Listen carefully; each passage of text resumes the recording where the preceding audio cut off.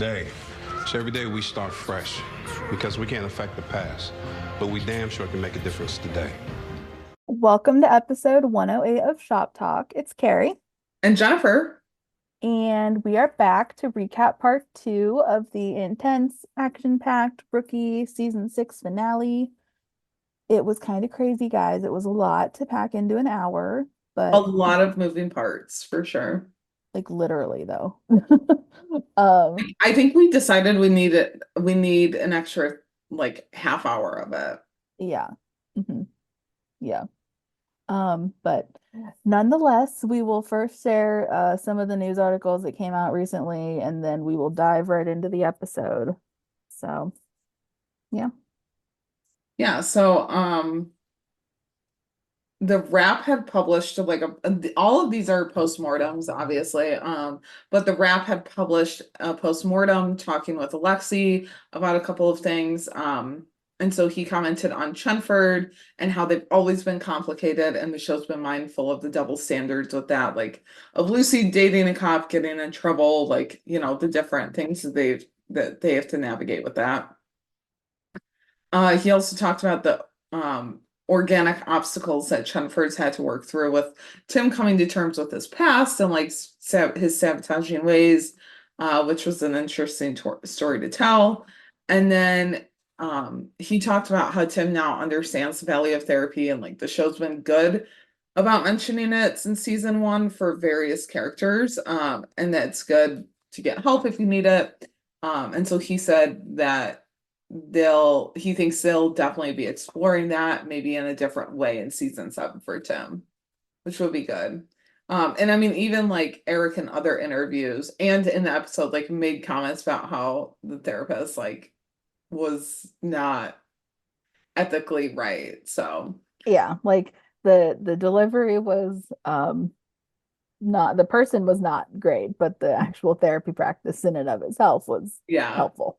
which I feel like is a huge step for Tim anyway, to Oh and yeah. like therapy is a good thing. Like, because I Mhm. feel like season one, Tim Bradford would never, like, he would Oh no. actually be like, therapy never helped me. And Yeah. like, he would turn down the idea of even going to therapy. So, Mhm. but Alexi also said that Tim's journey won't be simple. He'll still be the hardcore training officer, and he'll probably hide some unexpected empathy.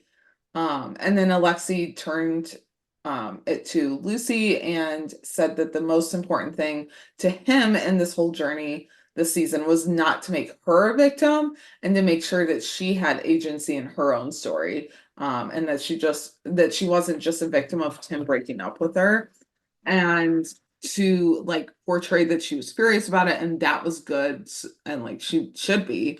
But Alexi wanted to he thought that it was very important for her to still feel that, like still feel those emotions and be able to express it. So yeah, it was a good episode, or it was a good episode, a good article, and we'll be sure to share it on Twitter. Wow, I already cannot talk, and we're only in the first news article. This is gonna be great.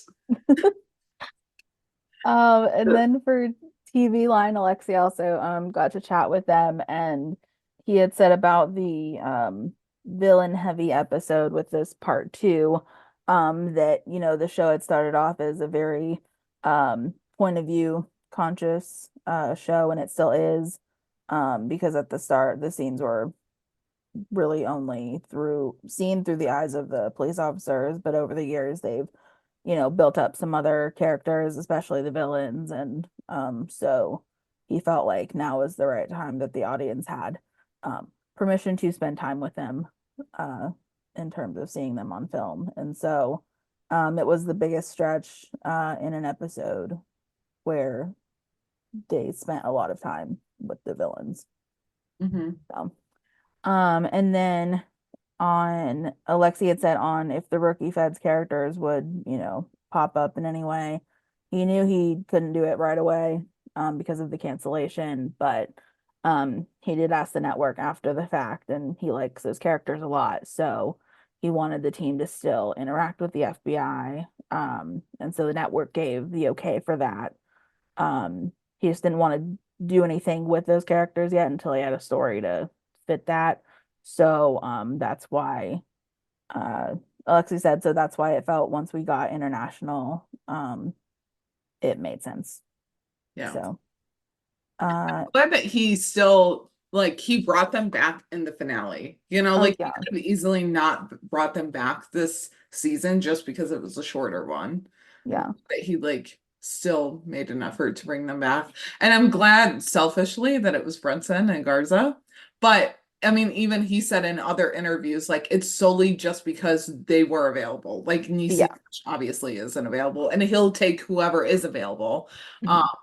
but I was really happy that it was Brenson. So Yeah. Yeah, I liked the trio because yeah, we didn't really have as much of that trio on the actual Fed show. yeah, Like we would have Garza and Brendan have scenes, and then Garza and Laura had a, dynamic, an established dynamic, and but it was like cool to see. yeah. Yeah. It made me want to do a Vets rewatch over the summer. No, like same. Seriously, same. Yeah. Yeah.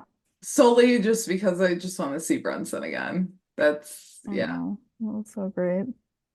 yeah, Yeah. And then Alexi had said that Lucy's stunt was one of the most intricate ones that they've done. And if you saw Melissa's Instagram takeover, which I suppose we also could have mentioned, yeah. she had posted about the Disney Infinity stage. And so you can kind of go watch the video and see like what that looks like.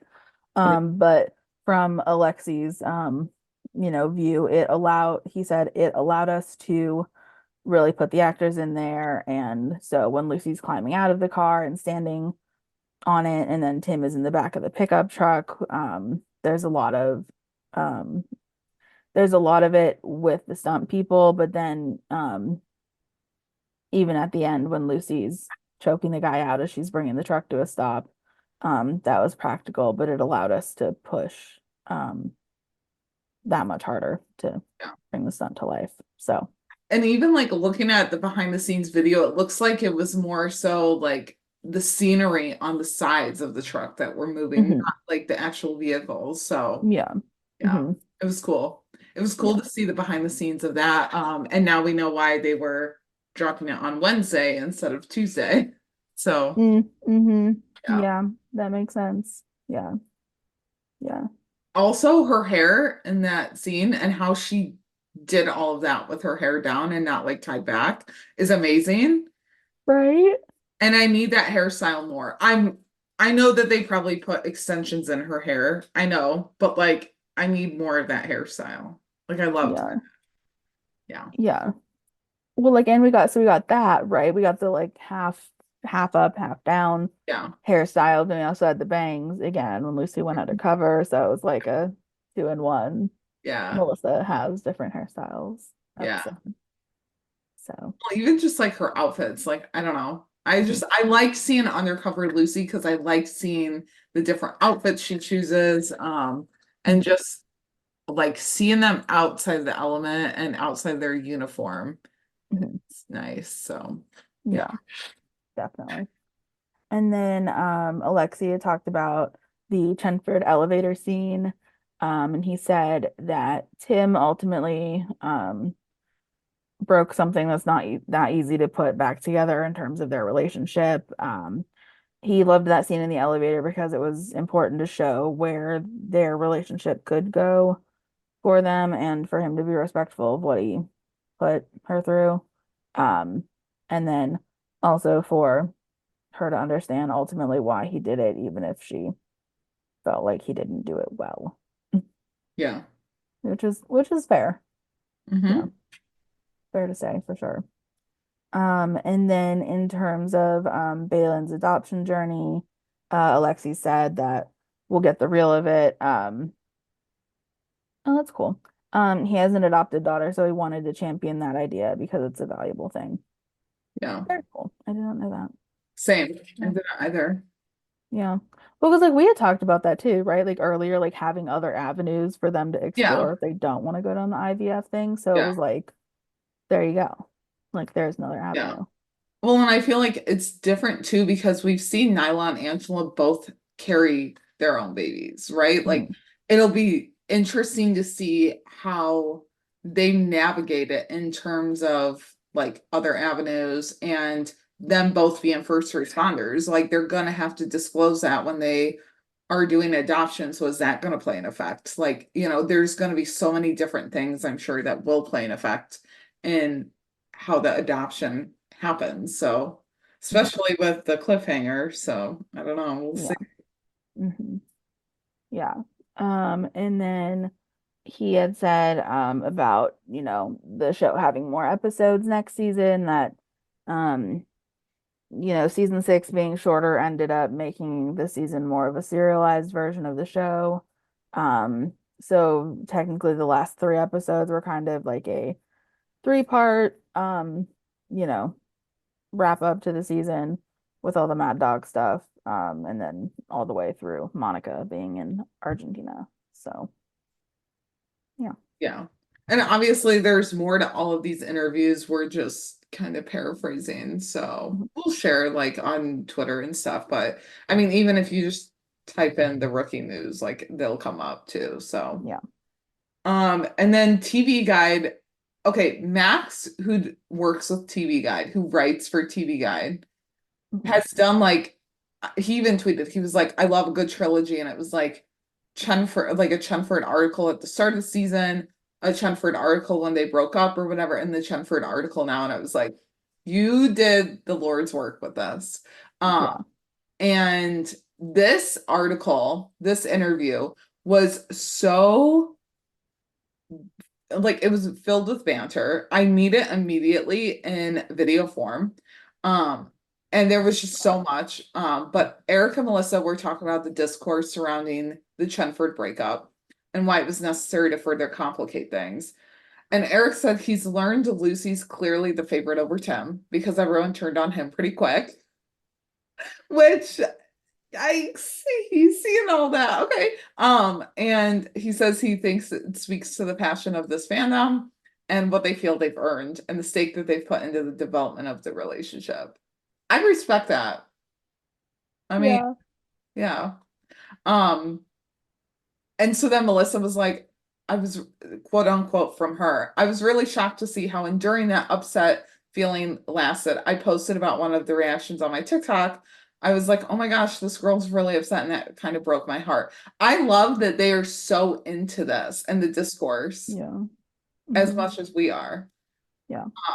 So then Melissa also added, again, in her own words, I think it's really exciting that we did this with these characters, and it's a real credit to showrunner Alexi for sticking to it, even though they are a fan favorite couple. I'm happy that we got to explore it in that way because, and I've said this before, the foundational friendship that Eric and I have lays the space for there to be vulnerability to really go to those places in a way that feels honest. So I'm grateful that we have the opportunity to explore that. I just loved everything about this interview. Yeah. So then Eric and Melissa, another part of the interview, they talked about the little moments after the breakup and how they played that out. And so Melissa had said, quote unquote, I'm a very protective person, and I think that's in alignment with Lucy. It's like, okay, we've made this decision to break up. So when she's relating to Bradford, she's like, I'm good. Are you good? Great. I'm moving on. Unless you want to have a real conversation. And if not, I'm going to keep working. And that feels very in line with how Melissa thinks Lucy would behave. And she even talked about the Kojo moment and how she wanted to be left alone, but Tim was ultimately like, all right, well, I'm sending the dog with a birthday card. Like that's my way to get back in there.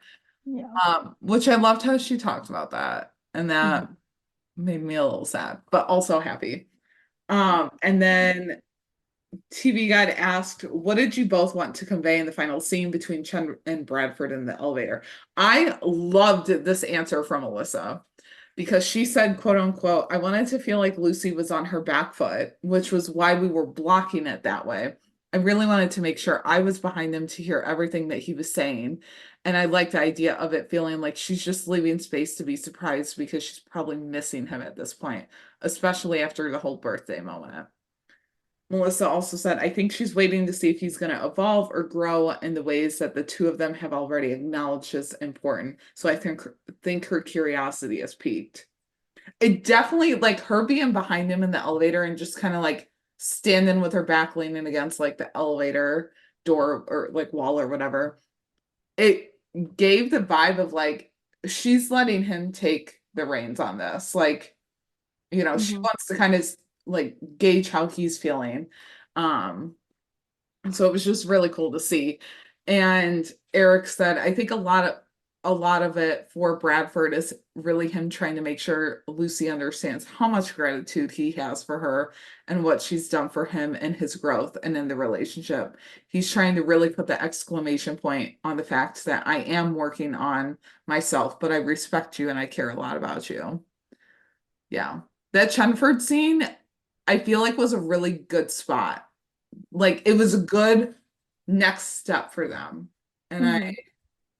I'm curious to see what season 7 is going to hold. And we just have to wait until January 2025 to see that, but it's fine. Yeah. Apparently they're going to start filming soon anyway, so Hmm. Yep. yeah. Yep. And then TV Insider had talked to Alexi, and then he had said about Monica and Oscar working together.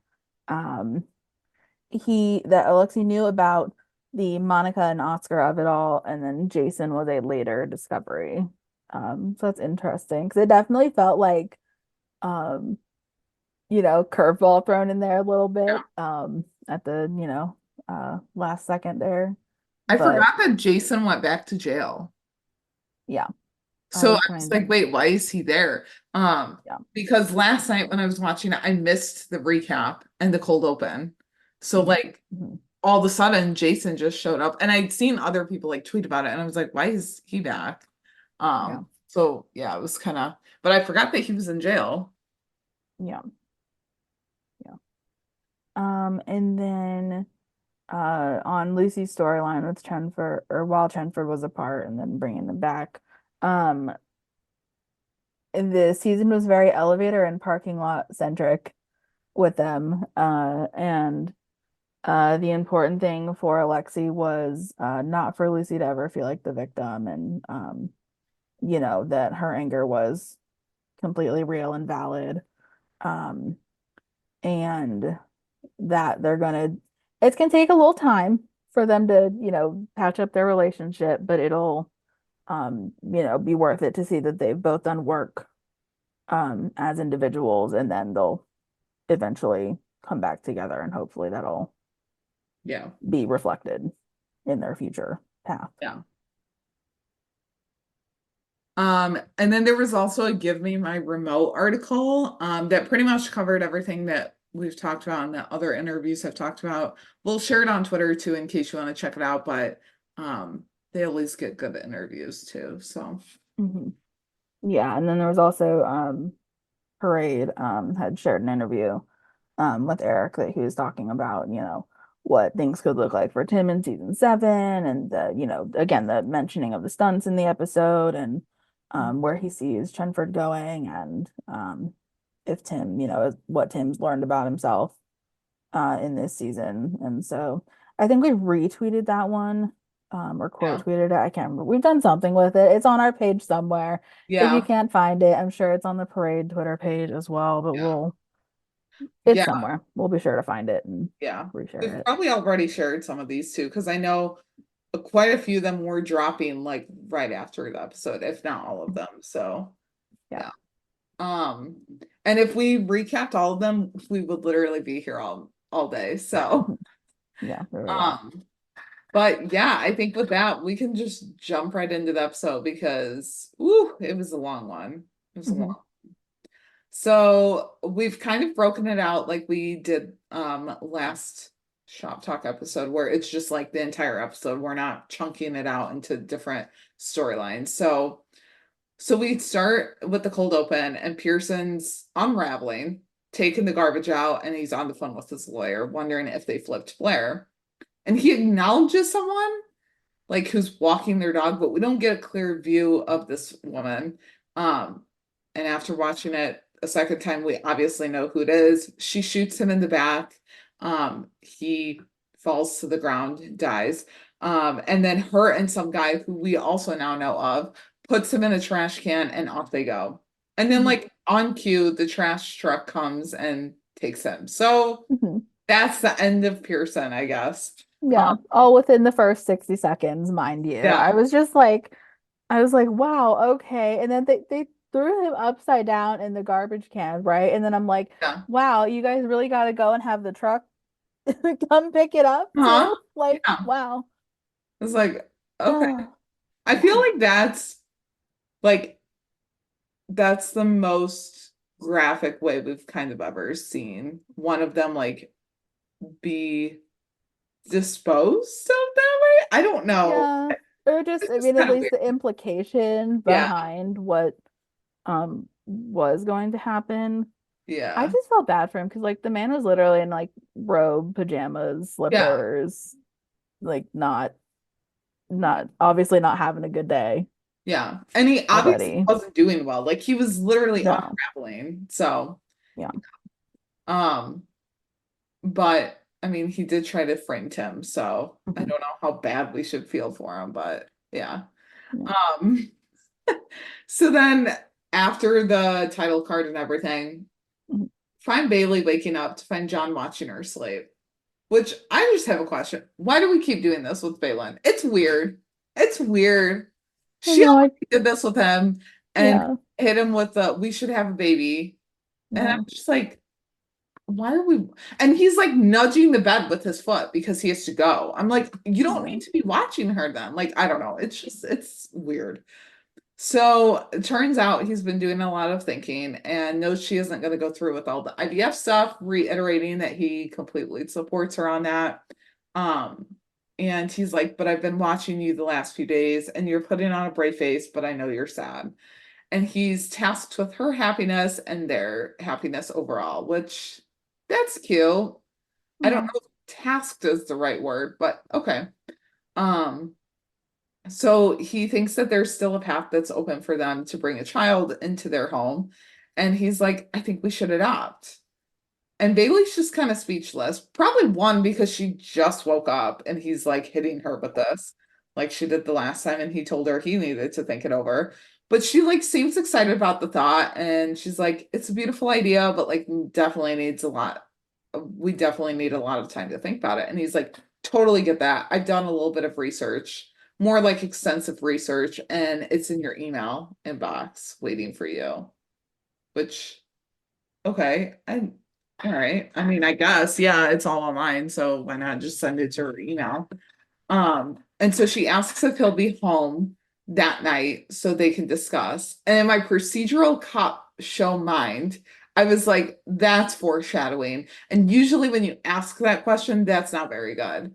Um, but Yeah. I mean, everything was fine. I legit thought it might not be for a minute, and then I was like, wait, no, Hmm. it's Nolan, and he's like the main like character. So I mean, listen though, I was thinking I literally didn't even know if they were gonna make it out of Argentina for a yeah, quick second. So I was like, okay, no, they're yeah, good. yeah. So he then tells her that's an unknown yet, gives her the rundown of the case, and Gray calls. And so then John ends up meeting up with Gray, Nyla, and Garza, which we love to see.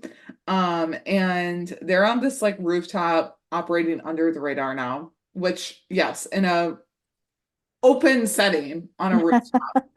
Great. Granted, it's a rooftop, but still, if they can get up there, can't anyone else? I don't know. That's a fair point. Yeah. Um, And so there's still too many unknowns, including how deep the conspiracy runs. And so they tell Garza that the LAPD is setting up a secret war room at the station using only officers that they know can be trusted. So Gray gets the update on Pearson, or gives the update to John on Pearson, and they don't truly know if he's dead or just missing. At this point, they don't, but like I wonder if they ever do, because we never saw that. No. It's probably just implied. I don't know. I mean, maybe just because Nilo was probably like he probably is or like is on his well, she said is on his way there. Right. So I felt like maybe that was their kind of they have this inkling of they know Yeah. already. Yeah. I don't So know. then Garza asks how he can help. He's basically like when you're in a meeting and people are just like continuously going around in circles, and Garza's like, okay, wait. oh, how do I have a part in this? Yeah. And Gray tells them that they don't know who they can trust in house, so they need his resources to help keep the investigation under the radar. Okay. I mean, I don't know. To me, that was a little vague, but I was like, all right. So Garza asks for their path of clarity as to who's been compromised, and John gives him Blair's name in the rundown. So we go from Garza asking where Blair now is to Wesley, then talking to Blair and her lawyer. That was a great segue. Like I loved that. Um, and also like, hi Wesley. We have not had much of him this season, but No. Yeah. what we have had has not let us down. So Mhm. So Wesley's talking to Blair and her lawyer, and he tells them that Blair has a deal on the table, and it's the best shot for her to have a future, which will involve prison time for sure. Yeah. She once again is like, I can't go to prison. Starts to get upset. She's like, I want full immunity. And Wesley's like, Yeah. nope, sorry. You were directly Sure. responsible for a deadly attack on police officers. You'd have to give us like the equivalent of Hannibal Lecter or Pablo Escobar to not serve time. Yeah. Wesley's like not taking her BS, Did which I not say that though last episode? I'm like, God damn it, John, you're gonna act like a lawyer and then get her hopes up, and then it's like not gonna work out that way. yep. Like, oh, yeah, That's why he's been told before not to promise stuff to people because you can't promise stuff like that. yeah, So Wesley gets up and tells her to take the day to think about it. But he's like, I need a yes or no by the evening. hmm And she's just like shell shocked sitting there. And I'm just like, yeah, yeah, that's what you get because hmm you're literally involved in this. So as Blair and her lawyer walk out from like a really like nice house, I don't know, he tells her that Wesley isn't lying. Why With didn't know? Was that great not lawyer. Lopez's house? I didn't think so. Why would Oh, they was it be meeting not? at Lopez's house? I feel like Well, that's I like don't know. Well, because not. then like the security people were like they met at an ADA or met. Oh, I guess maybe they said met with an ADA. I don't know. Yeah, and Wesley's not even an ADA, is he? He's I just a don't lawyer. know. I don't I know, don't but I was like, no, there's no way that they would compromise Lopez's house. Yeah, But I I just was don't. like, why isn't it an office then? Like that just Well, seems, yeah, I didn't really know if it were their house, why would yeah. they be there? And then two, yeah, why not an But office? like they don't know that Blair is being followed at this point too. So it's not like they went to like an unknown location, and just used that as like their like facade or anything. But Mhm. yeah. So as Blair and her lawyer walk out, he tells her that Wesley isn't lying. It's a solid deal, 3 to 5 years for like given her criminal liability. And part of me was like, wow, what a great lawyer. Like he's just taking Wesley's side. But then I was also like, but that's his job. Like he wants to get Mhm. the best deal for his client, and that is the best deal. Um, so as Blair goes to get in her car from the meeting with Wesley, we see the same guy and woman from Pearson's last moments watching her and someone else following her, which we find out is that undercover cop, the same one that we've seen in the last 2 episodes. Which on my first watch before we saw what happens, and I mean, even then, I guess, I don't know. I'm like, is she gonna be a recurring guest like in season 7? Like another like Officer Jan and Smitty or whatever. Um, Mhm. but then she got tased, so I don't know. Because we Mhm. never really saw the outcome from her either. Mhm. So yeah. Um, but the woman who's watching Blair with the guy makes a call and she says that Blair's flipping and she just met with an ADA at his house, which is where I was like, okay, but that wasn't Lopez's house and he's not an ADA. So like that was just a random location, I guess. Um, Probably because she has to stay off the radar. So they were Oh, kind of like, we have to, well, that's what made me think it was their house. But like I said, I didn't recognize the exact room that they were in. yeah, Not that they were in it for very long anyway. yeah. Um, Um, and so she states that they have to take Blair off the field. And she looks over to the guy who's like giving her a look, and she's like, the payday is immense. Like, I know we can't spend it if we're dead or in prison, but like we're smart, quick, and destined for a long life of badassery. She's that friend who is the bad influence. oh Like, yeah. let's do this. I don't care what it's gonna take. Let's do it. I'm just like, okay, like All right. And at this point, we don't know that they're working for Monica either. So it's like, why are these people now in this? You Yeah. know? It was almost kind of giving like the Home Alone robbers vibe, kind of. Um, and so we go over to the secret war room, one of the sneak peeks we had seen, to see an officer getting things ready. And he tells Smitty, it'd be nice if you were like to try to help. And Smitty's like, I'm here as more of an oversight capacity. Cue Angela's interest or entrance. And when you pause, you see her like walk in and she like immediately looks over at Smitty and she tells him to get his ass into gear. And Smitty immediately gets up and he's like, yes, ma'am.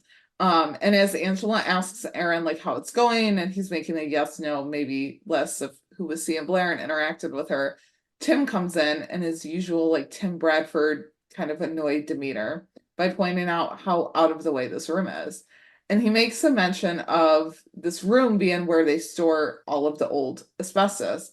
And Aaron stops what he's doing and he's like, wait, what? And Angela's just like, everything's fine, just breathe shallow. Like she's not even dealing with this right now. And so then Tim, I just love the Timgela stuff. Like I love their dynamic. I love how they just don't give any F's with these two. Yeah. So Tim's like, you really trusted Smitty to keep all of this a secret? And Angela is all serious and tells Tim that they had a conversation about loose lips and their consequences. And Smitty then pipes in and he's like, she threatened me. She threatened to hurt me in graphic detail and used the word gut dump. Like, I know nothing about nothing. And he like seals his lips like with the zipper Yeah. thing. And again, I just say we need more Smitty. I'm talking like every single episode, multiple scenes in season 7. Like at this point, I need it. Yeah. Well, So because he was actually helping. Like, yeah, I mean, granted, he had to be prompted or threatened rather, but I mean, he right, was helping. right. And he did keep things a secret. So, Mhm. you know, I think Smitty probably deserves a lot more credit than we all give him. But like, he's so Yeah. funny. He's so funny. Mhm. So Selena comes in. She's so proud of herself. She's like running in there with the receipts. She's got it. Like, and she knows who Blair's working for, and they're not going to believe it. And Selena did a deep dive, like kindergarten yearbook deep dive. And the answers lay during her time in grad school, where Blair moderated a student-led panel on insanity as a legal defense and shows them a video.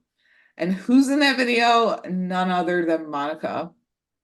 Yeah. And it makes sense because Monica represents half the criminals in the city and is selling Blair's intel on police operations, which would make Monica a fortune. So, unfortunately, Selena doesn't have enough evidence. And Tim's like, no, we need more to prove criminal conspiracy. To a judge, all that means is that they met 3 years ago.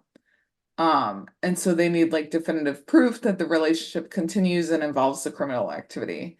And Angela's like, yeah, normally I'd agree, but with the other investigations that we have into Monica, it's enough to at least get a wiretap order. So Tim agrees and he tells Selena to start writing it up.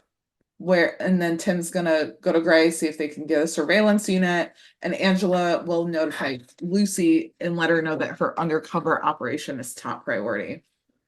So then Angela tells Smitty to get into plain clothes because he's getting added to Lucy's support team. This man is so hyped about it. Like he literally looks to the other cop and he's like, score. Like he's got what he's wanted. Yeah. And so we see Angela, who's known as Mom, and Lucy's phone, text her to tell her to call her. And Lucy has the kids like go inside and she's gonna call Angela as she starts like walking up the steps, whatever. And so Angela tells her that Monica is the one running Blair and they have to get evidence. So like this is her mission priority. And Lucy's like, okay, but I haven't really seen her around. I'll just keep my eyes peeled. So she walks up to the steps of the house, meets the security guard who reminds her that the boss doesn't like phones while she's on the clock, like doesn't like phone calls while she's on the clock. And I'm just like, what if it's an emergency though? Like she has to tell her coworkers about what's going on. Like, come on. And so then we see Monica ask to see Eric Ramsey, who is like a new name. At this point, I was like, who is this guy? Like, we already have a couple of different villains. Like, we don't necessarily need another one. And she's like, I'm betting he'll want to see me. She tells Charlie she can wait there in the lobby. And so she also tells her that Charlie and her should have a talk about Charlie's future after all of this because she's been impressed. And Charlie's like, respectfully, no. But Monica appreciates the honesty. Charlie is so pretty, by the way. Like, I didn't fully appreciate it until this episode. So Yeah. So Monica confronts Ramsey about trying to have her killed, and he honestly did not even look like a criminal to me. Like, he looked like a nice, like, businessman or whatever, but that's when they get you. So, and so she's still in the dark as to what she did to provoke him trying to kill her. And he's like, it's not so much what you did, but what you could do.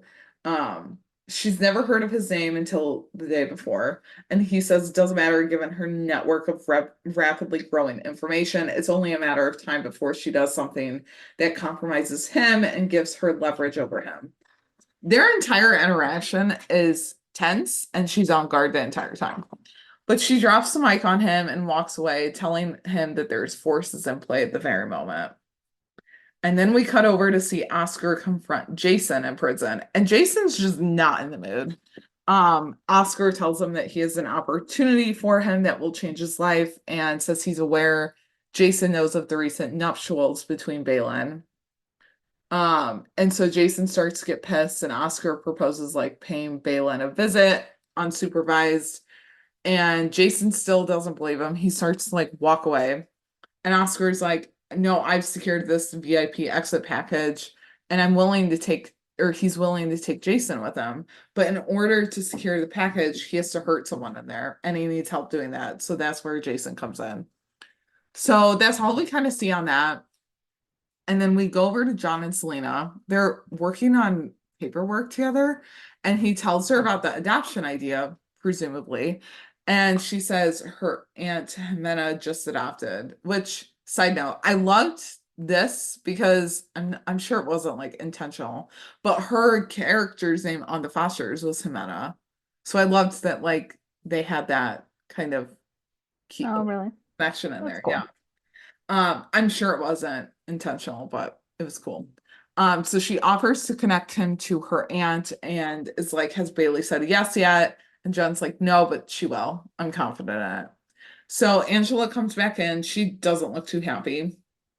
It turns out that the judge wouldn't sign off on the Monica warrant and says that they need more to push the attorney-client privilege. So ultimately, John needs to push Blair more. She came to him first, so she might talk to him now, even if it means threaten her with the worst prison circumstances. So he immediately calls her and tells her to listen because she has nothing to say to him. And he tells her that they know about Monica, that she can't she's like, I can't turn myself in and plead guilty. Monica has too many spies and everything. And John's just like, he tries to talk her down, and she then agrees to take the deal. So Angela calls the undercover cop who's tailing her and tells her that Blair's taking the deal to stay with her. They'll meet her and Blair. And so just as she's about to respond, the guy from the spy pair tases her on the phone, and the woman from the pair comes up to Blair's car, kind of holds her at gunpoint. She gets into the back of the car, the guy gets in the passenger seat, and they tell her that they're gonna go see Monica. But like, what happened to the other cop? Like, did they just leave her there? Assuming she was on the phone with the other cops and they heard that, but I don't know. It was just weird to me. It was like, okay. Or did they find another dumpster to put her in? Like, who knows? I don't know. Yeah. I mean, at this point, like, I don't know. I feel like we should be worried about these two that are like on the hunt. I don't know. So we go back to Oscar and Jason. They've like jumped the guy that they have to hurt. They need to get information about his boss Ramsey, but this guy is like not gonna give in. Once they get the information that they ultimately need, Oscar calls Monica, who's got Charlie in the elevator with her, so obviously she has to handle everything on the down low. Oscar tells her about Ramsey's business and Jakob Olmsted and what Ramsey has been doing. And so Monica thanks him, tells him that the resources are in place for his departure. So Charlie and Monica exit the elevator into the parking garage and are met with a bunch of guys who have guns. It's Gundo and his team. And Monica tells her that tells Charlie that if he wanted her dead, they would have been killed already. But he's there because he has the opportunity to kill her, but he's hoping that she will top that. He wants $2 million and 10% of her business, and she really has no choice. She tells him that she'll have the money by the end of the day and tells them that they'll meet he tells her that they'll meet at 5 o'clock at the laundromat. So as Gundo and his team leaves, Charlie's like, I'm calling the police now. Monica reminds her, no, they don't have her best interest in mind. And Charlie reminds her that the police is not actively conspiring to kill her, like this guy and other people are. And Monica stands her ground and she's like, I understand that this operating this way is hard for you. So she tries to incentivize her by adding a hardy hazard bonus to her fee. Yeah, because that'll make up for it. Like, no, come on. So Charlie like agrees to it. You can see she's hesitant because I mean, why wouldn't she? Charlie obviously knows that Monica is like up to no good. Um, and she's like, all right, I'm gonna pull in more help though. And so she's like, are we going back to the office? But Monica says that they have to make a stop first. So we go back to Lucy. She's hanging out with the Batista kids. And she sees a text come through from Smitty, who is in a truck doing like a stakeout and has a mega soda with him. And he texts her red incoming. He's also listed as BFFs in her phone. And that's just hilarious to me. I loved like how they noted her contacts. So Yeah. yeah. I'm also surprised that he didn't have any like other emojis or anything in there. Like he was serious about it. Listen, after last time though, he probably just like deleted the emoji like Keyboard, yeah. thing from his phone, to be Yeah. honest. Yeah, that's true. But yeah, no, I think he's serious when he wants to be in Campy.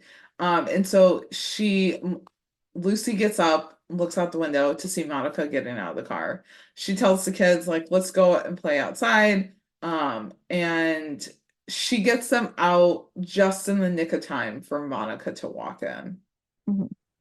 So, yeah. Do you want to take it from here? Yeah, and then so that kind of it like cuts off. We come back from commercial, and then we see that Wesley and Charlie are talking on the phone, and he is telling her about, Monica's criminal conspiracy and kind of, her reputation.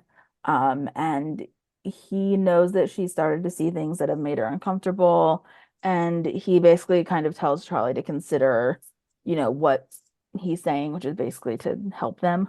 Um, and so she doesn't give him a straight answer, but she ends up hanging up the phone. And then we see Monica meeting with Christian, and um, he she tells him that she can make him Wall Street rich and give him 5% of her business, as well as an introduction to Olmsted, who's the um, Swiss benefactor who could apparently take Batista's laundering business international. So all he needs to do is send a hit team to the laundromat where Gundo will be to take him out. And again, Lucy eavesdrops and heard the location and the time of this going down, but not the specific target. Um, and then so she called her mom, quote unquote, Angela, and relayed this info to her. And she again, I swear her quick thinking like saves her every time though, because like he comes out and like is, asked what she's doing. She's like, "Oh, I'm looking for Esther's favorite headband." Like she just knows like how to get out of these Mhm. tricky situations. That's why she makes such a good undercover Mhm. like persona. Yeah, she really does. Yeah. And so then we see Monica has Charlie drive her to the airport. Apparently, again, they're not going to her office. They're now going to the airport to a Yeah. private terminal.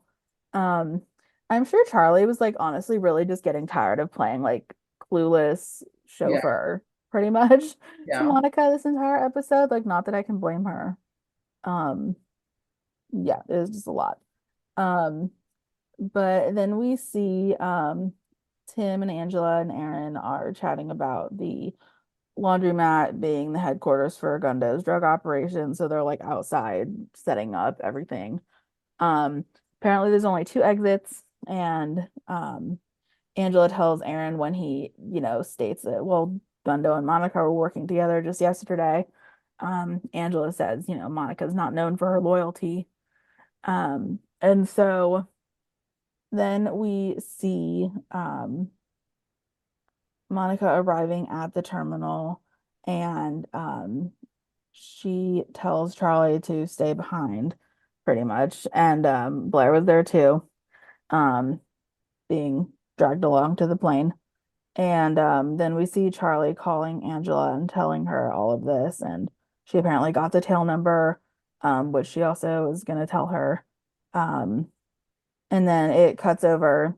Harper and Nolan are on the Fed's private jet with Garza. And then we also see, well, Brendan's in the background. We see Laura first on the way to Argentina.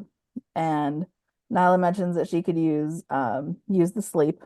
And I don't know if I said this on the podcast or if I was just like texting you or whatever, because I was saying how, like Britt's hair is gonna be different. Yeah. Like I want them to like mention that, and they just like gave that to me, and I was just Yeah. the happiest person alive. Um, because Nyla tells Laura that she loves her new hair, and Laura returns that compliment about Nyla's new hairstyle. I So loved it. I loved it.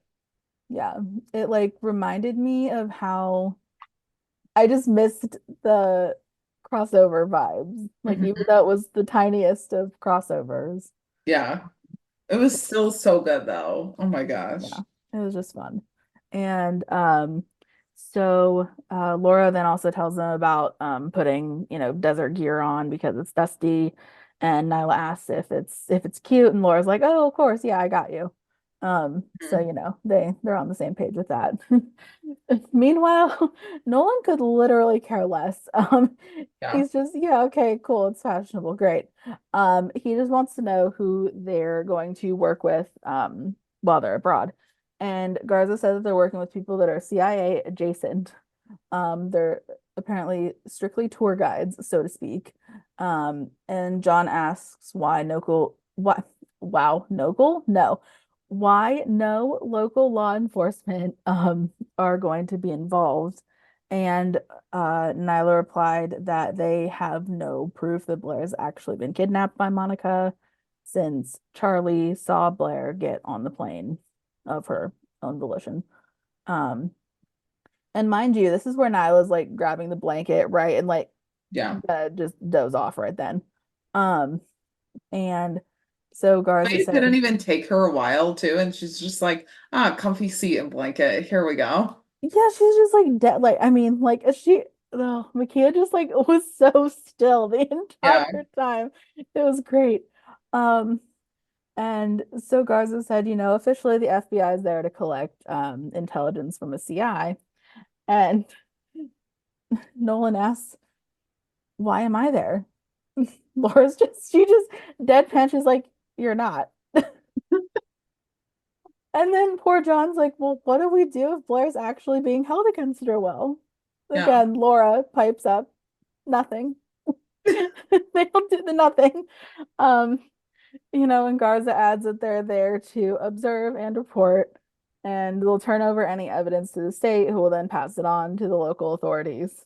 And sweet little Brendan's just sitting back there like, I Right? don't know, dude. Like, I don't know. Yeah. Yeah, no, it was so funny though, because like John was not too happy about that, obviously. And then Brendan speaks up and is like, well, what, we as in the LAPD FBI may consider to be hostage rescue. I'm assuming he meant the Argentinian authorities would Yeah. could call it kidnapping. So yeah, basically he's it's just everyone versus John. That's just what I felt like this scene was, and it was just Yeah. like he was just just had all these questions of just getting no, no, and sorry, but no. So it makes sense though why he did what he did, right? Yeah. He I was mean, like I guess. through it, Yeah. like I'm going in. But Yeah. yeah. And this, I swear to God, this is like the funniest line. It probably wasn't that funny to anyone but me, but like Garza literally is just so serious though. He's like, they can fight us with automatic weapons, John. We can't legally possess a slingshot. So, that's why they have to only observe and report. Yeah. And so basically, if John doesn't like it, he can get off the jet now. And he even like does the motion of like Uh-huh. motioning towards the Yeah. door, as in And John like can gets out of go. the like walkway. I'm just Yeah, like, I mean, John, it's up to you at this point. Nyla's yeah, clearly seated and she's just like along for the ride. Like, yeah. Which I did not notice until my second rewatch that she was just like out yeah. the entirety of that scene. Which I would Um, assume her being a previous detective and like or like previous undercover and mhm, having like more experience than John in terms of being on the force longer, yeah, she's like aware of her role in all of this. I would think Like so. she Yeah. doesn't have to be told. Yeah. So I'm just Um, so good though. yeah. And so John, I mean, John was like kind of moving around in his seat this entire exchange. He was kind of getting a little amped up. He, like puts his hands up, like, okay, yeah, sure. So he basically surrenders to staying on the jet. And I think he said something along the lines of, at least we'll look good, or at least he'll look good while doing nothing, or something. And so I just, again, just all the little like Yeah. cheap shots that they were like taking. And then Was after just he said like at least we'll look good, Nyla was like, are the clothes cute? And yeah, Laura was like, oh, I got you, girl. I'm like, yeah, come on. yeah. It's so good. And so then we see Angela putting, I think it was grease on her face. I don't know, Yeah, where I she think was like so. just putting something on her face and like dirtying up her hair Yeah. to look like an unhoused person, as Tim puts it later. Um, and as we see her doing that, Selena comes up and tells Tim that Gray said that he would be taking over as her TO while Nolan is otherwise engaged. And Can he just be her TO then like the rest of the time of her rookie yeah, period? Please. that would Because be, Nolan is always doing something else than like his actual job. I mean, to be fair, lately, yes, that is true. I mean, granted, like again, he's the main character and like, okay, Hmm. but Yeah. he literally has a direct report to him. Like Hmm. that's Selena. Yeah. I know. I almost almost to be petty, but I'm also just in kind of petty mood. Kind of want to go back throughout the entirety of season 6 and tally up how many times he was not there Like and not yeah, present. yeah. Yeah. But yet, you know what? I like when Selena has other TOs, like when she gets to experience everyone else's Yeah. leadership style. So, but Hmm. I also, Angela getting ready to go undercover was very much giving Crystal vibes. I think that's what Yeah. we both tweeted out at the same Hmm. time from Shop Talk and then Oh, my did we? account. Yeah. And I was Hmm. like, brain twins. There were, Yeah. I think, maybe a couple of things that we did. And I was like, Yeah. yeah, Well, yeah, that's just like all I could think about when I saw like the messing up of the hair and like the changing of clothes a little bit. I was yeah. like, oh yeah, this is totally um like that. And then, but can I just say though, there was like barely any Wesley in this episode, and there's also like not a lot of Gray either, because like Yeah. we didn't like because we hear that Gray told Selena Mhm. um that Tim would be taking over. I love how Gray like told Selena though, but then obviously didn't tell Tim this was happening. Yeah. And Tim's like, all right. Yeah, yeah. But He even Selena was like reporting for duty. And I'm like, please be cuter. Please. yeah. You are just such a little sunshine. So Yeah. yeah. Yeah, and Tim does not miss a beat. He asks her to define furtherance, which apparently is basically bad guys approaching with weapons to attempt to engage the officers, or well, engage their suspects that they're trying to shoot at. Um, and until they do, the DA can't actually charge attempted murder. So, um, and Tim adds that, if they got Christian's crew on gun possession, they'd pretty much be out in an hour, and then, you know, take the hit on Gundo before the LAPD would even know. So they really only got one shot at this operation. Yeah. And he tells Selena to stay glued to Aaron's hip during the operation. So she's kind of, like goes buddies up with him. And then Tim tells everyone to get a good look at Angela, who is dressed up as a, the unhoused individual. And Angela's doing like a little spin of her outfit and is, please don't shoot the crazy lady pushing the stroller full of trash. Thank you. With the little bow at the end. And I just thought that was so funny. Yeah. Um, I feel like the turn was yeah, unscripted, number one. And number two, I feel like maybe even that line of dialogue was probably a little ad-lib too. it was just, I don't know. It just was like Alyssa's delivery Yeah. too. Like she just, I Yeah. mean, was just so into it. Uh-huh. Um, yeah. And so Tim had said, you know what I didn't mention though? That I Well, forgot? I forgot to mention that Lucy pulled up earlier when they were going over the plans or whatever for the operation. She pulled up from the scene or to the scene, and then Tim like got to give her the vest and everything yeah. and was, it's good, he was they're glad to have her. So my bad guys, sorry. Was not intentionally leaving out that Chenford moment. Oh my God. Just kind of putting Yeah, them on and there. Angela like looking back and forth between them, Mhm. like, I know what's going on here. Oh yeah, she knows. So She good. knows all. So good. Yeah. Um, okay, so we rewound for a minute. Now we're fast forwarding back to where we were. Um, and so after Angela, does the gives everyone a look at what she's wearing so that, nothing happens to her, which honestly, that was just like a cruel, I don't know if irony is the right word or foreshadowing of, because obviously she does end up getting shot. Just not by her own team. So that's, I guess, good, but also still not good that she got Yeah. a bullet anyway. Um, and so Tim said that, well, it's like a voiceover, so like he's saying that Gundo's inside the laundromat already, and that the, front side has to watch their backs and make no mistakes. Especially since there's schools let out for the day, so they have to kind of watch out for kids too. And he and Chen will cover the back.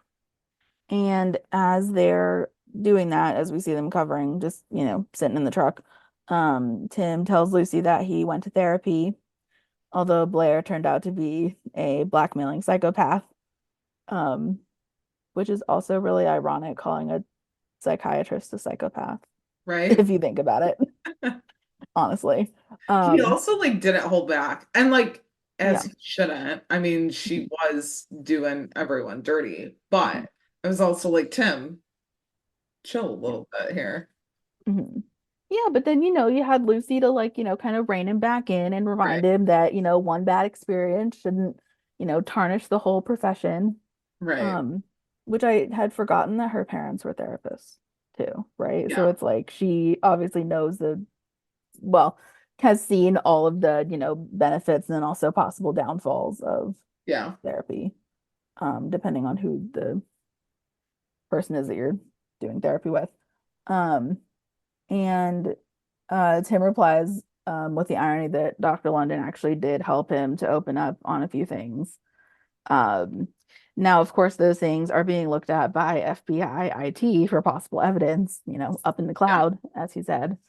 Um, and then we get this great moment of Chenford banter, because Lucy asks if he had said anything revealing about her, and he used the term freak in the sheets, apparently. And she like So, laughed at that. And I was like, I'm done.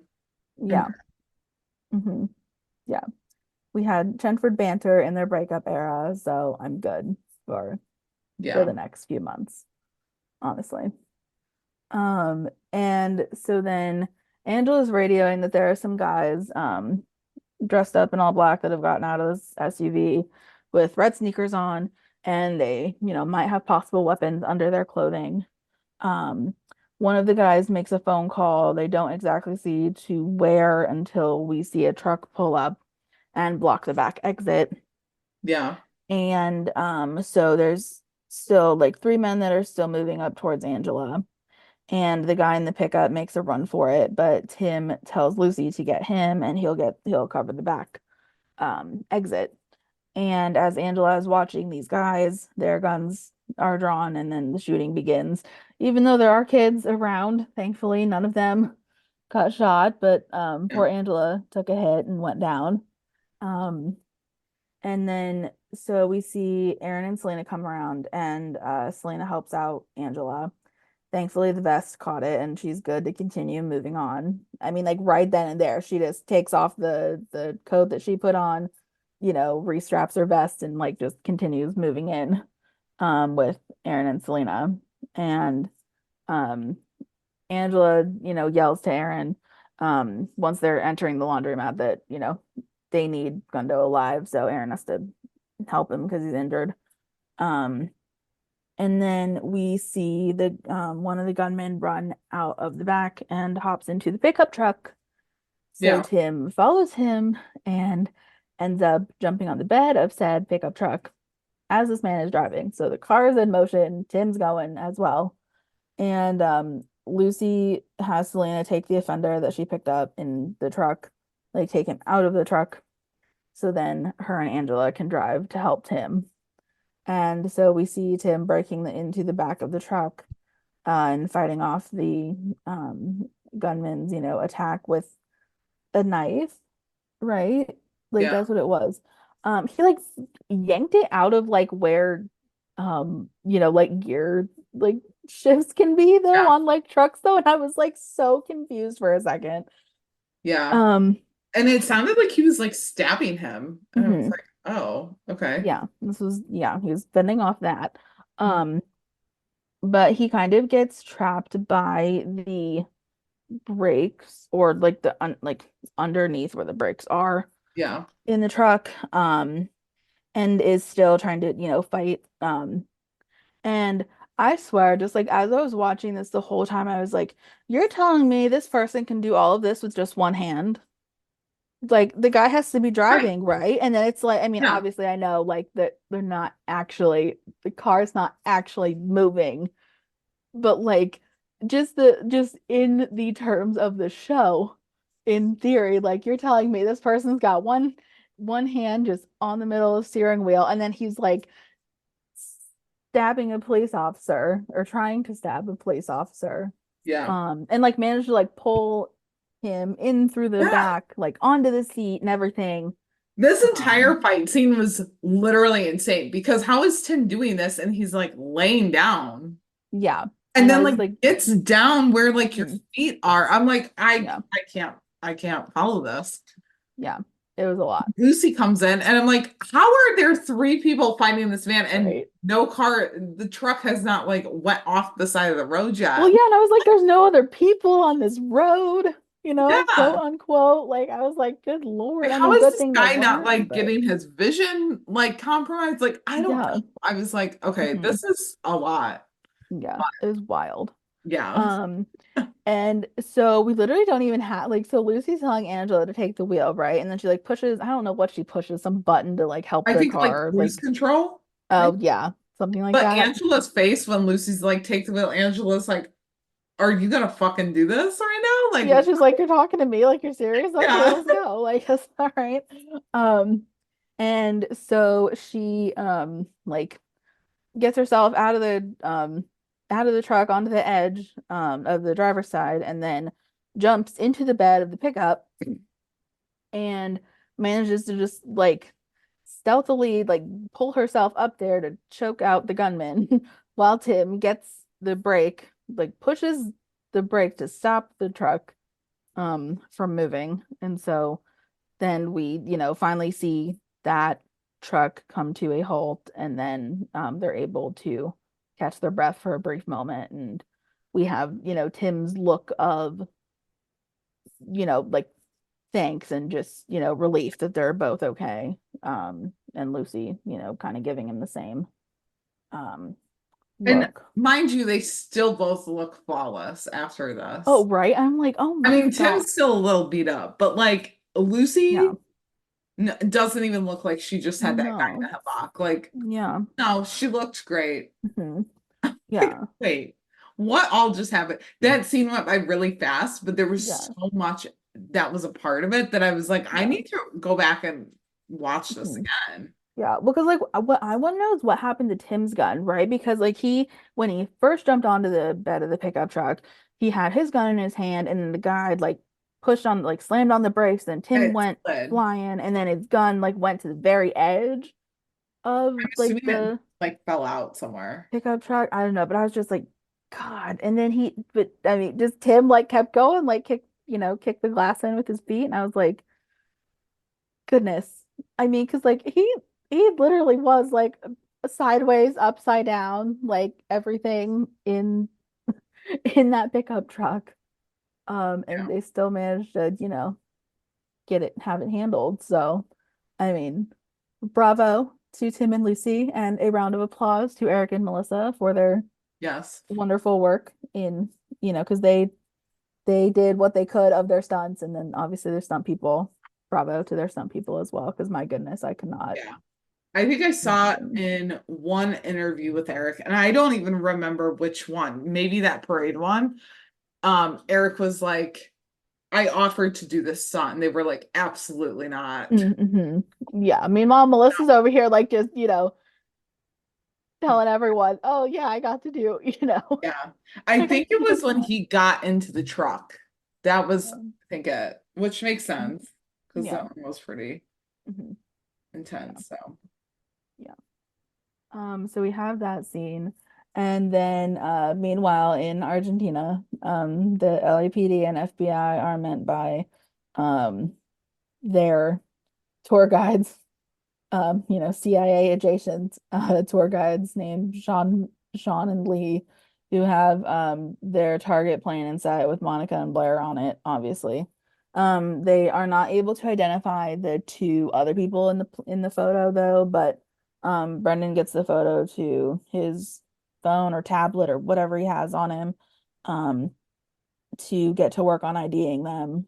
And then I got Brenton standing next to each other for like literally a millisecond, and like about had a heart attack. They're just, and we I had just have Brendan missed like, them. yeah, and we had Brendan like doing his little techie stuff, and I was like, Right? I miss this. Yeah, We were robbed of a second season with them. I know. I mean, I get it, the strike. They were the casualty of the strike. I get that. Right? We were robbed. And so I I really know. hope that like when Alexi brings more of them in, that it's like Brendan and Laura mostly. I'm sorry. I like Carter and Simone. I Yeah. do. Mhm. But like give me Brenton. I So, know. And then like, and then Kevin came through with the like selfie too, and I uh-huh. was like, "Thank you, sir." Yeah. And I don't even need it to be for like strict like FBI cases. They could just be coming No. in just to like hang. I don't care. Like I was a little sad that their scenes didn't include everyone else too. Like it Yeah, was just John. And I feel like John would cross over to Feds a lot by himself, not that's so much fair. with everyone else. So that's Yeah. why I'm just kind of like, no, I want like Brendan and Laura and Garza with everyone else. I don't Mhm. know. Yeah. I'm just I'm I'm in my sad Feds loss era. And I didn't think it would come back, but it did with this. Honestly, though, I'm still riding the high of like just, everything. Like Same. I'm in my like blissed out, happy that can't believe that actually happened on TV for me Yeah, same. days. So it hasn't hit me yet. The the old wave of Feds sadness has not hit me, but it probably will. It's fine, you know. Um, so we get so while Brendan works on that, John asks who Monica might be meeting, and their best guess, obviously we already know this as an audience, but they don't know this yet, but their best guess is Jakob Olmsted. And so Nyla's like, yeah, I've never heard of this person, and Laura fills her in on his reputation, basically all sorts of trafficking. And apparently the feds have been like wanting to build a case on him for like over a year, and so it kind of worked out in a weird way that they teamed up on that. I like how Um, everything just like magically ties together. Like the Batistas yeah, magically have Monica coming in. Like I get it, it has to all work for the storyline and for the episode, but I just love how like it just magically all works together and somehow fits. So mhm, yeah. yeah. And then so then it cuts over. We have Monica telling Blair to pull it together because her fate was sealed 3 years ago when she made that body go away that Blair ran over in her DUI charge. Um, and that basically the alternative being, Blair would end up probably dead, is a fate far worse than what is going to happen right now. And she literally tossed her a makeup bag and was like, fix your face. And I'm like, oh my God. Yeah. Like, Monica, jeez Louise. She has no like empathy. No, absolutely not. Like, if you want to talk about psychopath or sociopath, there's your name. Yeah. Which Um, I get it, right? Like she's kind of having to tie up loose ends and figure things out, but like I don't know, have a little bit more empathy. I don't know. I just the more we know of Monica, the more I like want to permanently burn the memory of the fact that her and Wesley used to be an item. It like That actually, that I actually forget that yeah, sometimes because I'm like, he's too much of a nice guy to be even right? associated with her. Yeah, like they're because like they like Wesley and Angela balance each other out. See, now I can't speak. But there's like a fine line between Angela, like the sassiness, and then Monica's just like Monica's ruthless. blunt. Yeah, yeah, ruthless, right? Yeah, Yeah. ruthless. Yeah, exactly. Yeah. But Uh, like also she's a dirty lawyer. Like we hear of the dirty cops, but she's a dirty mhm. lawyer. Yeah. So I don't Yep. know. Also, how does she have so much freaking money? She's like, yeah, I can get you 2 million by the end of the day. How? Hmm. I mean, Right. yeah, lawyers obviously make a lot, but still, I guess because she's working for the criminals, but Yeah. crazy. Yeah. Absolutely insane. And then so we have so Monica and Blair have like pulled up to meet with Olmsted, and they're like being um like frisked by their security team before they go to meet. And then so we see it through the lens of Nyla's binoculars. And it's a party. Blair didn't want to be in attendance. So Charlie was definitely right about that. And then we hear Brendan ID'd their suspects. So they went through many aliases in their criminal careers, but apparently their real names are Paige Baker, who's the Irish woman, and then Pascal Moreau, who's the um, French man. Which And did we ever so, hear him talk? no, I don't think we did. Silent French Yeah. person, apparently. Um, yeah, so they have a history of crime across, what do you say, like 3 continents or something? And I'm like, wow, that's kind of insane. Because she was like a little crime happy, and I was like, okay, you need to calm down. Mhm. Yeah, a little bit, a little bit. Um, and so then we see Monica telling Olmsted about Eric's betrayal of him sleeping with his wife. And Monica has proof of that on security cams from these hotel trips that, you know, his wife had um taken, and obviously was not doing what she said she was doing Mhm. there. And so in return of her, you know, handing over this information, she has a request, and it looks like she's handing Blair over to Jakob, but obviously, yeah, John's not having that. So he literally, this man, he jumps up, goes over to the Humvee. The Agent Miller, that one of the tour guides was like, no, you're not doing that. John literally, I don't even know what the heck he does, like flips him over, Yeah. gets in the tank, and then Nyla's like, oh hell, like, you know, just like, okay, John. Go now. Like, Yeah, this man is once again putting me into danger. right.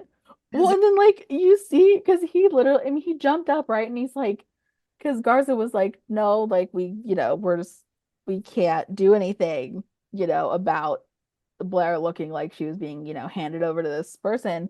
And John was like, okay, well then you guys can stay here. Like I'm going. And like even like Brendan stood up and everything, like everyone was just kind of like watching him go, like, okay. And then, Yep.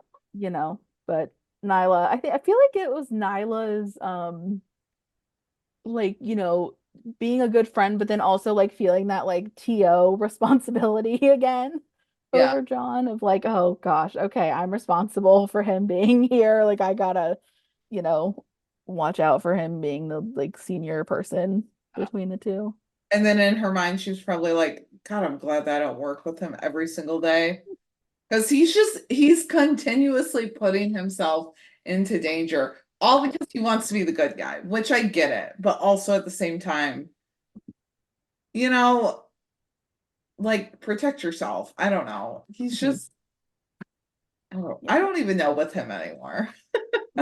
It was just a lot. It was a lot of John going rogue, um, which I will also then talk about in the next couple moments because he doesn't even have a plan, right? When he's driving this thing, he's just like, well, it's bulletproof, right? So that's his plan, is because the tank is bulletproof, he runs it into the tent where everyone is. And then you know, like they get out and everything during this shootout that is inevitably taking place.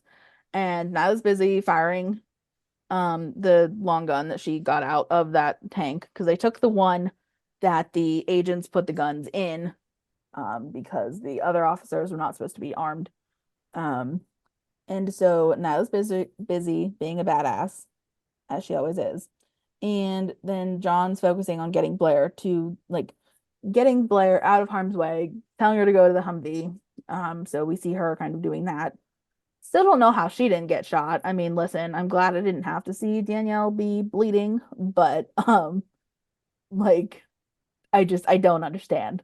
Yeah. Um, I don't understand how Blair did not get shot. I also did not understand how Monica managed to Run away. uh yeah, like literally run away. Did you see her running? I was like, that girl is on a mission. Yeah, and I was like, why is no one going after her though? I was like, was that like intentional for like the audience to see her go and then them just not I guess. doing anything about it? At least I think that was her, right? Like that was her. Like I feel like the feds, her like running away. Brendan and Laura and Garza could have easily gotten in their Humvee and like went after her, but Well, especially with what they do next though, like after like, you know, a minute later. yeah. Um, But I guess because they're not armed, they kind I of, guess, yeah. I don't Because know. you never know with Monica. Monica could just like snap her fingers and like a gun would fall from the sky or something. I don't know. Yeah. Like she just has that kind of power. Um, and so during all this chaos, um, John, you know, like I said, Blair manages to get Blair to go to the Humvee. He gets shot though, and he goes down briefly. And then we hear the classic, you know, like ringing or tense sounds that come with, you know, Nolan being injured in the line of duty. Although I was kind of surprised we didn't hear the heartbeat sound. Like sometimes that happens with him a lot of the time. Um, and Meanwhile, I mean, this man's literally like, I thought he was down for the count for a second because he was not moving. And then all you hear is just Nyla yelling in the background, like, Nolan, get up, move. We gotta go. You gotta move. Um, That was like, and there's a foreshadowing that just happened. And then I was reminded that he was the main character. I was like, he's not going anywhere. We're fine. It's yeah, he's fine. He'll come back. yeah. Like it's and then he was like literally hobbling over to the Mhm. and I immediately thought of that fight scene. Remember? Yeah, in the warehouse where they're both hobbling. Oh my God. For like Oh, 2 minutes. Maybe not even that, yeah, even now, but yeah. And I yeah, well, he's like trying to like run, but he's still hobbling. yeah, a little bit. Yeah. And then like, When you got yourself into this, I'm just saying. yeah. Well, and then was he the one that was like driving, right? Like he was on the driver's side too, wasn't he? And I was like, dude, why are you gonna drive again? Like, what is this? And Blair's Um, like, I can stop the bleeding. I'm like, how? He's sitting. yeah, You can't stop that. But yeah, yeah, I don't know. yeah. But I think he was probably driving because he was shot. And then Nyla obviously has a gun and she's like, I got this. Mhm. You Yeah. know, I'll handle it. Mhm. Yeah. And so like Jennifer adequately put it, John hobbles over to the Humvee. And like, Blair's in the tank, like so, everyone's like getting like within seconds getting ready to like go in. And then John kind of spots the like one last guy with the gun, and calls out to Nyla that there's trouble, and she gets ready to like shoot. Um, and then we see the other Humvee come driving in, running the guy down. Like Um, George style. mhm, yeah. And then obviously, because I think the one guy had like a bullet had fired from his gun, and then it like bypassed Nilo to cause the explosion, I think. I don't know though. I could be totally wrong, but anyway, an explosion did happen nonetheless. Um, I think because I think we were talking about this earlier that like Brendan was driving. I think he was driving at like 2 points, like this being one of them, and then the earlier one. Um, at least I think he was getting in the driver's seat when they all like went to go get into these tanks in general, I think. Um, but either way, I was just like, I was literally like, yes, you go, Brendan. Like, good job, Brenton, running the guy down in the Humvee. Because I totally missed the, again, millisecond glance we had of them, like looking back at the chaos Yeah. for a second. And so then Nyla's like on the radio with Garza and tells him that, you know, everyone's okay, kind of. And John got shot and he might, they might need a medevac chopper on standby just in case. But Yeah. um, all in all are they're okay, all things considered. Um, and then so we cut back. They're obviously back in Los Angeles now, and Blair is being processed. And as this is happening, she's trying to apologize to Aaron. He basically tells her to save it and reminds her how she once told him to set boundaries. And so that's what he's doing. Oh, By I mean basically cutting ties. Asking another officer to finish processing her. And then we get Nyla and Angela updating Gray on the progress of everything. Blair talked apparently on the whole plane ride back, and Nolan was patched up at the base and went home to Bailey per his insistence. And she's an EMT, so she can keep watch on him, which is good. Um, and then Garza put out an Interpol warrant on Monica since she's on the run, but hopefully someone will catch her. And Angela wants dibs on putting the cuffs on her when that does happen, which I mean, fair. I would like to see that. I mean, I would want dibs on that too, to be Mhm. honest. Yeah, yeah. And so then we see our Chenford elevator scene. Tim and Lucy are waiting for the elevator, and she kind of jokes, asks him if it was a half day.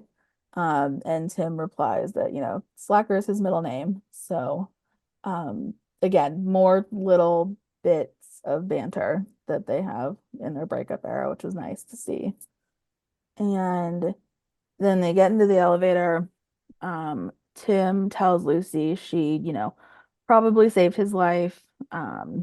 Lucy said, "Oh, well, you had him." And he basically said, "No, no, I didn't." Because he was upside down in the footwells and the guy was going to stab him in the face. So, no, he did not have it handled. Um, and so he thanks her for, helping him out. And Lucy says that, you're welcome. And Tim like turns around and, gives her like I don't know what kind of adjective to describe it. Like not a not totally happy, not I guess just apologetic, I guess, would be the word. Um, and, tells her that he knows that he ruined everything and how it would have been easy for Lucy to turn on him, but she didn't. And he tells her, how much he appreciates the kindness that she's shown him, and he will spend the rest of his life repaying it in whatever small doses she allows.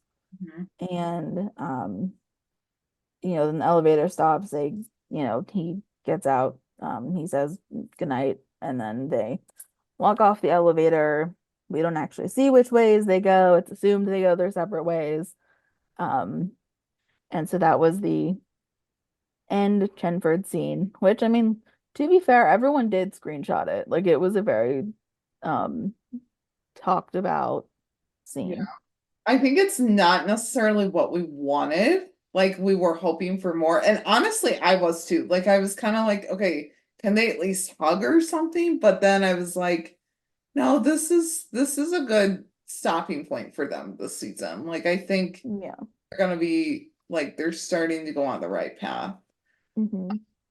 And I think it might have been the parade interview with Eric, but he was talking about how like Alexi, maybe it was even Alexi wrote, like said it in an interview, how like he wrote one of the longest monologues ever or like in the show, and it was this one, I'm assuming, because it was one that Tim had said, and that did seem like a long monologue, so Hmm.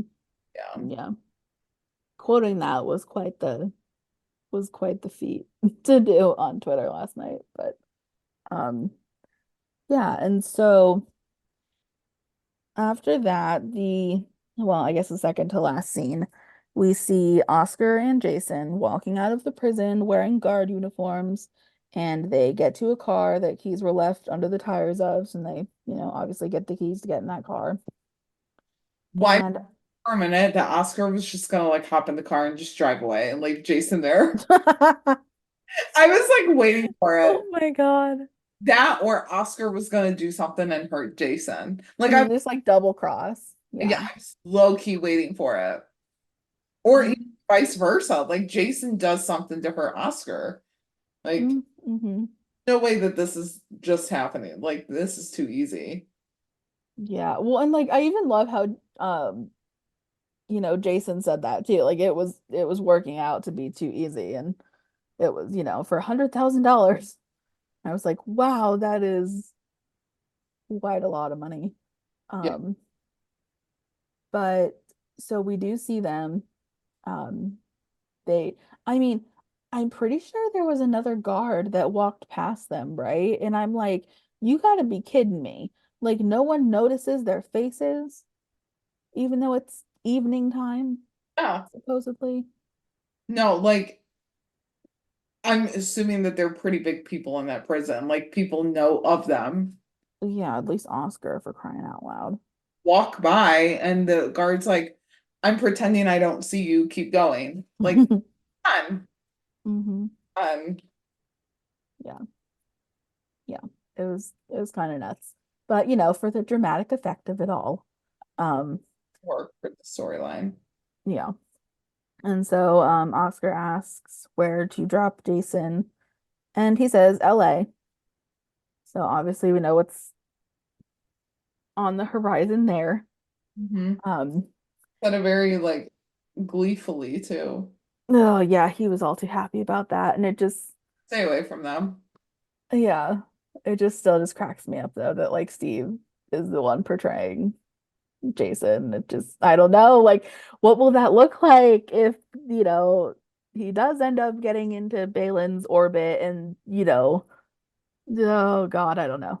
I don't want to think about it. Too, because like in the interviews, people were like, okay, so what are you gonna do with like this Jason stuff and Balin and all that? And Alexi's like, well, Jenna's like gonna have a baby in June, so like probably hold off on that. And I'm like, and yeah, you can't bring Jason back because Steve's kind of in that too. I'm like, so, Yeah, that's fair. but yeah. Yeah. I don't know. I mean, we'll see. Well, no, yeah, because June is, yeah, that's soon. Um, yeah, I don't know. I don't know how they're gonna work that out. I don't know. Because you had tweeted the video or like something like in case you missed it, the rookie cast is going back to filming soon. I Mhm. don't know where that came from. Where did Oh, that was on Melissa's Instagram stories that she had shared like before the um finale aired yesterday. I don't know when they usually go back, but I want to say it's like right after the 4th of July or something. Yeah, I mean it's definitely I mean I would be surprised to see them in June at Yeah. all, to be honest. Yeah. Um I was surprised to hear too. I mean, I guess it makes sense that the writer's room is already back and like they've been back. I'm like, didn't they just wrap the season? But I guess not because it was only a 10 episode season. So I think they wrapped it like January, right? um And before Christmas? I don't even know. oh gosh, I can't remember because I know Melissa posted the selfie with the Lucy Chen outfit, and I feel like we tweeted it. I just can't remember when. I feel Yeah. like it was still like after the new year, but not that much.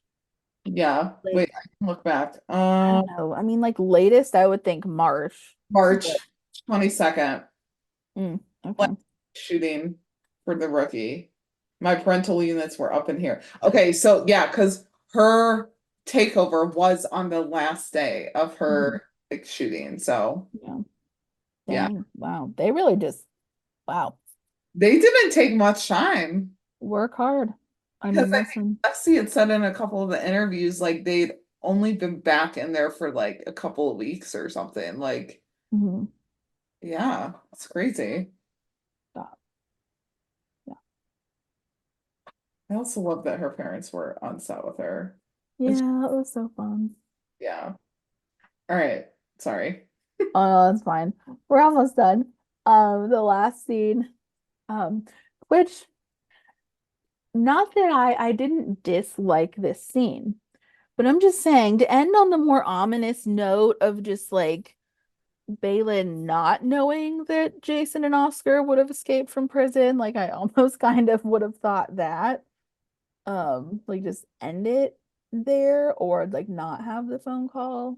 But anyway, um, so we have John and Bailey sitting in bed together and she asked him what she said about getting shot, which was to not get shot.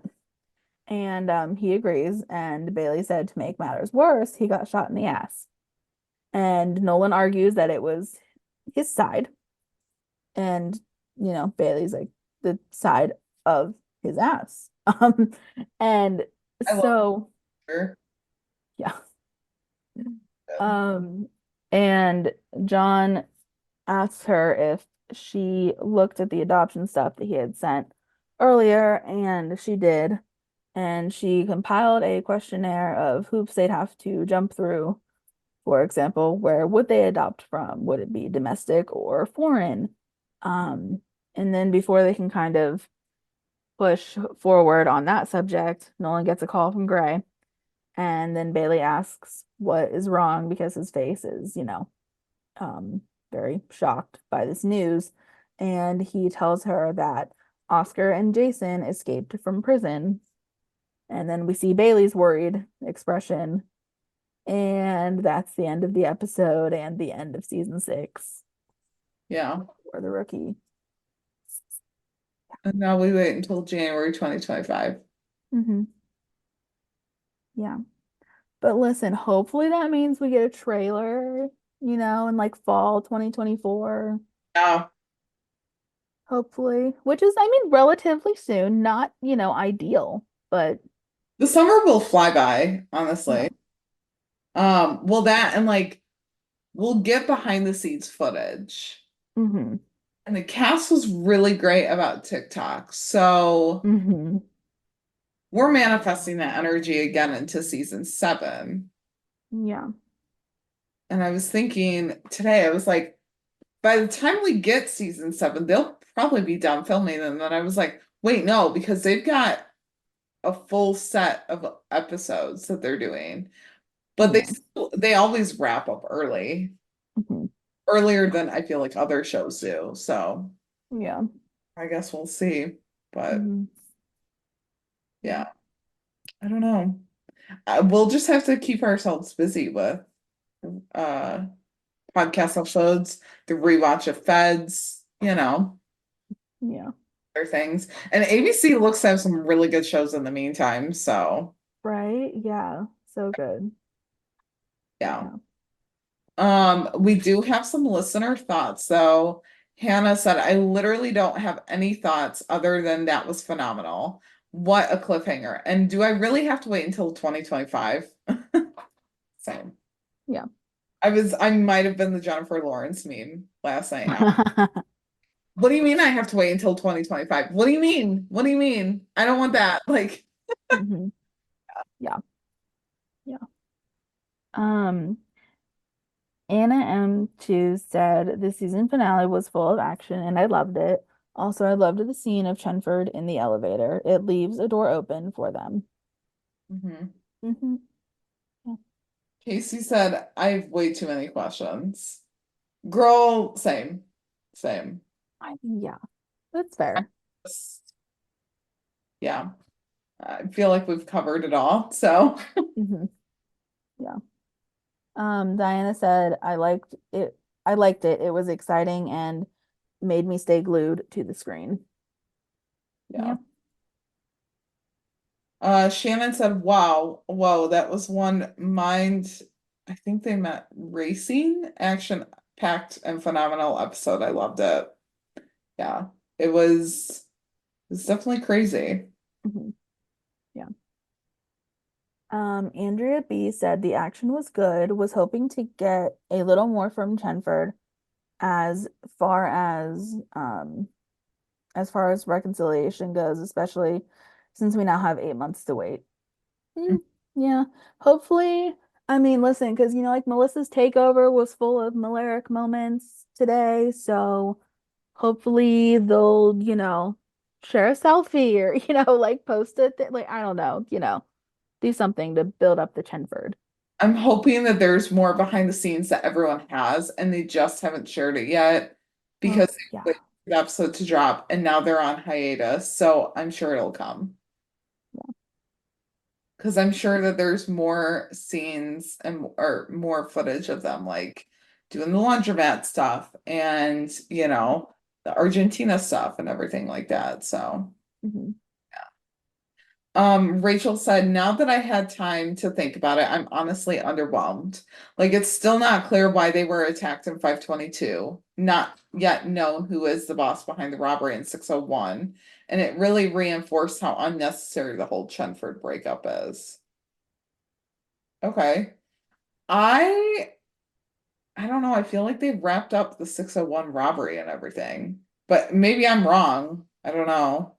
I mean, I guess I can kind of, maybe just because it's like the, not repetitiveness, but like in a similar vein of the last season finale where it was open-ended or like we had a lot of, They like set up the villain arc or whatever. yeah. Hmm.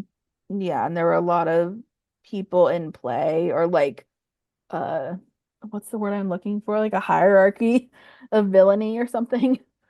Um, maybe. Yeah. Yeah. I don't know. I thought the robbery stuff was and like the attacking or the attacking. The attack on Aaron and Selena was already kind of wrapped up, but maybe it's not. Um, but yeah, I don't know. And then the whole like unnecessary the Chenford breakup thing is, I think we have to like look deeper into it because I think yes, it is unnecessary in that they didn't need that angst, but I think there's a bigger reason behind it. Like this Chenford breakup, I think almost needs to like it's meant for Tim to grow more. Yeah. You know, like him to realize like, okay, I have to work past these things and like, you know, kind of he has to really work on himself. And so I think that's what that like that's why the breakup happened. But I mean just reading like what Alexi and Eric both described it as, you know, they kind of touched on how it might seem unnecessary, but it was really needed. Yeah. Yeah. And Mandy had said, looks like Monica's days are numbered. There was foreshadowing about her character. The rookie went all out for their season finale, and I enjoyed being on the edge of my seat. Yeah. So Same. did we. Same.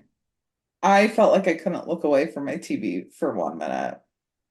Yeah.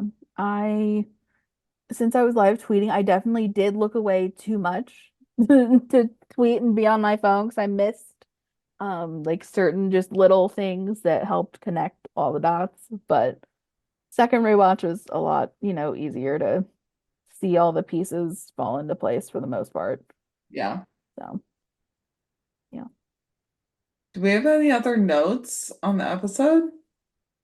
No, because everyone can just go on my Twitter page and see me freak out about Brenson, so I'm good.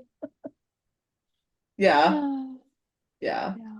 I'm glad that we ended the season with that because I feel like Alexi kept saying in all the interviews between the Chenford stuff and between the Feds cameo that like the fans had to feel like they earned it and they did feel like they earned it and so that's why like it happened.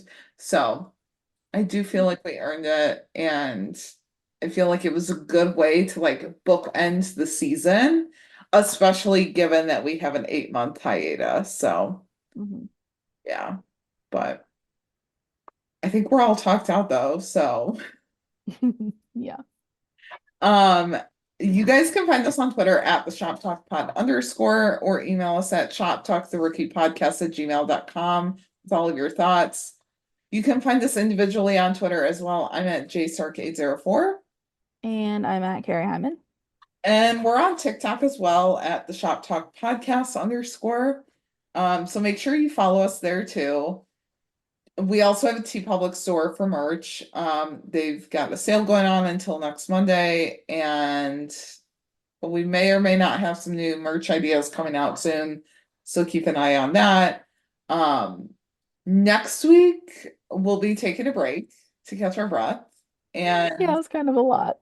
yeah. Well, we had like what, a 3 episode stretch or something, or was it 2? Yeah, it was 3. Yeah. Um, so yeah, and we'll just kind of figure out what we're doing. Because there's an 8-month hiatus, we might be taking like a couple weeks off at a time, like we did this last hiatus, but we'll be sure to let you guys know with our schedule on our Twitter. So until then, bye everyone. Bye, guys. Go get him, boo.